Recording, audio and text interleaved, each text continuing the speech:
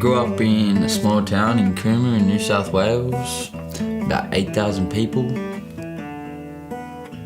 Family of 5, mother, father, happy, never really fought my whole life. Father was a musician and my mother restored furniture to keep us kind of afloat. Pretty good at school, wasn't too much of a larrick because I had to keep myself under control for the religious kind of reasons. Always came home to dinner 3 times a week. Everything was standard like a normal family until the doors were closed and the Bibles came out kind of deal. As a Jehovah's Witness, I never swore or had sex or did drinking or anything till I was about 17, 18, when I actually started to do things behind my parents' back and sneak around and do little sneaky things, telling them I was going to the skate park. If it wasn't for, say, the skate park and a few things that I got into as I got older, I wouldn't have had the actual influences from outside people, I guess, because as a Jehovah's Witness, you're meant to be excluded completely from the world. That's their major thing, to be separate and to appear as someone who is completely separate from the world, and someone would notice you as you were walking down the street as someone prominent. When I was growing up, I was always very lonely because of the amount of people in an 8,000 town, a town with 8,000 people in it. I was only allowed to hang out with a select group of Jehovah's Witnesses, and we weren't really meant to hang out with anyone, even from school. I wasn't allowed to be involved in extracurricular activities like football or cricket or any of that kind of stuff. From a very early age, we were always pushed to move up in the religion, to become someone like a ministerial servant, which is a person who serves the congregation, or an elder, which is pretty much like a pastor. And we constantly were pushed to go witnessing and spread the truth and tell people about our beliefs and how it would change their lives and make their lives better. And if, as a Jehovah's Witness, you chose not to go preach, you were looked down on, because that was the main agenda, to spread the word and tell people. My father especially pushed us into that very hard. He wanted us to be elders and ministerial servants. I remember when I was about 6 years old, 7 years old, one of my earliest memories, I went to Canberra with my father, and my cousin had just left what Jehovah's Witnesses call the truth, and he turned to me and my brother and he said that you're either on God's side or you're on Satan's side, and if you choose to take the dark path and go to Satan's side, I want nothing to do with you. And I remember that from when I was about 6 years old, sticking in my mind like a motherfucker. Major turning point, I guess, in my life was when I picked up a skateboard, threw it at the concrete, moved down into the skate park and started spending time with people that weren't kosher company as far as Jehovah's Witnesses go, but because of the excuse of a hobby of skateboarding, I was allowed by my father to go down the skate park, and that gave me excuses to go all sorts of places. With the prevalence that I was actually at the skate park, I started hanging out with 3 or 4 boys, skating every day, listening to music that was definitely not Jehovah's Witness kind of music. Started reading magazines and books, sort of horror-based kind of stuff, which is very un-Jehovah's Witness. And it started pushing my mind, I guess, into darker places as opposed to lighter places, which my mind had been filled with my whole life. Music has been a major change, I guess, in my thoughts, and the way the world is and the way that people are represented in the world. So I guess I was constantly on a downward path from the very beginning according to their standards. And I guess my dad seen it, because when I was about 17 till I was about 19, all I ever got was grunts and head nods from him, because he knew I was up to something. But definitely as I got older, from about 17 till 19, my attitude, I started to notice lots of hypocrisy, lots of double standards, all the things that happen in major religions where people will say one thing and do another. And then eventually when I was 19, I packed my car up and all my stuff and moved to Canberra. I was living with my uncle, who was a Jehovah's Witness prior about 40 years ago when he was younger, till he was about 15, and then he left. And all the things, I'd go to work every day and come home and sit on the porch and have a beer with him and talk about the everyday stuff and talk about my parents and talk about my choices. I guess majorly the big turning point would have been when my uncle told me that really if you live your life to your own standards, you don't shit on anybody that doesn't shit on you, and you try your utmost to be the best person you possibly can, in the long run, who's God to judge you for anything? Or he put you in a horrible world to begin with, and you just got to make the best you can. And I guess that was the major turning point for me, where I realised I'd been living my life by other people's rules that I didn't accept or condone or anything, that didn't mean anything to me. And I'd just been brought up in an environment where I was living literally someone else's standards, someone else's rules. And so I chose, I guess, from that day on just to be me, as opposed to walking around doing what my parents had wanted from me my whole life.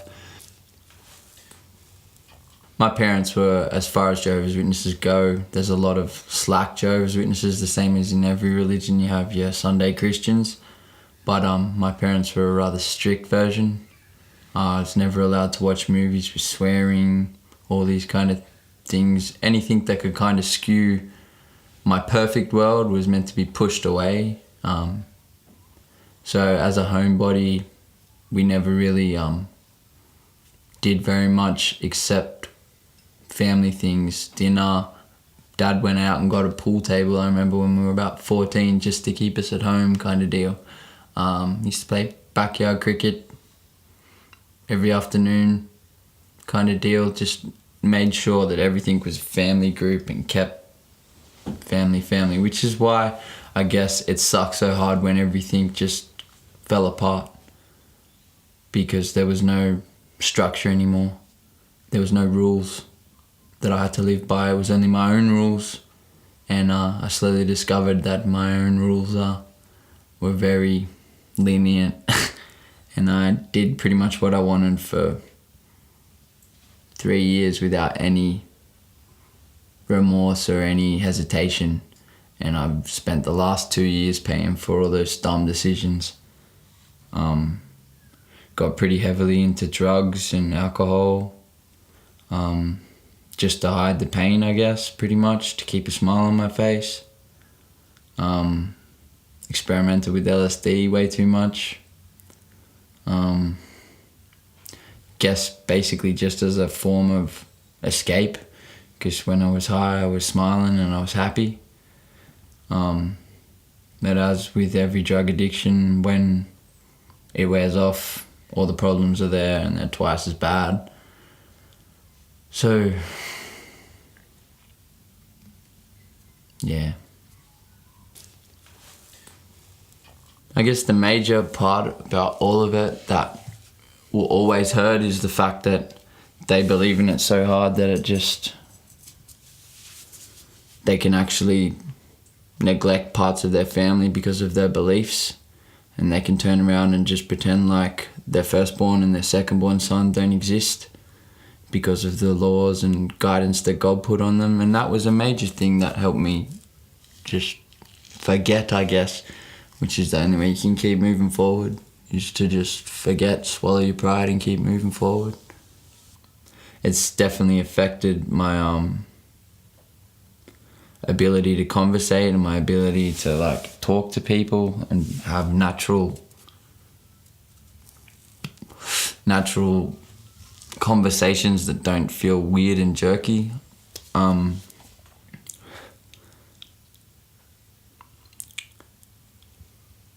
As far as life goes, I guess, as the saying goes, it is what you make it. So in the last couple of years I've put in a fair bit more effort and I've got a lot more out of it, but I still feel slightly skewed in the fact that I can't just turn around and call my mother or my father when I have a bad week and lend some money, or when I get sick, can't just go home and say, Mum, look after me. All those kind of things just become irrelevant because you're on your own. I think that was the biggest thing for me when I first left, the fact that I was just on my own for the first time. I had no support group. I had no people around me that were there specifically to make me happy or feel loved.